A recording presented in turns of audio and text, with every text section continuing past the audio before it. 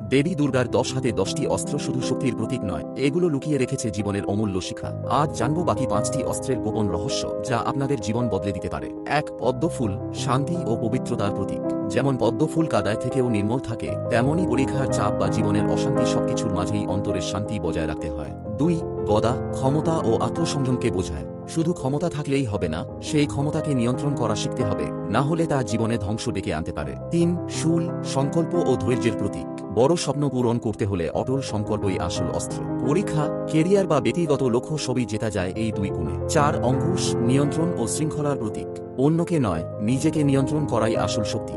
যার শৃঙ্খলা আছে তার জীবন কখনো ভেঙে পড়ে না। 5. ডান্ডা বা যক্ষাস্ত্র। এই অস্ত্র আমাদের শেখায় শক্তি আর আত্মসংযমের সমন্বয়। শক্তি থাকলেও যদি ভারসাম্য না থাকে, তাহলে জীবন এক মুহূর্তে ভেঙে যেতে পারে। দেখলেন তো, দুর্গার 10 হাত আমাদের মনে করিয়ে দেয় যে সত্যিকারের শক্তি ভেতরে লুকিয়ে থাকে। পরের ভিডিওতে জানবো সপ্তমী থেকে দশমী প্রতিটি দিনের রহস্য এবং তার আসল অর্থ, যা অনেক কম মানুষই জানেন। তাই ভিডিওটি মিস না করতে চাইলে এখনই সাবস্ক্রাইব ও ফলো করে নিন।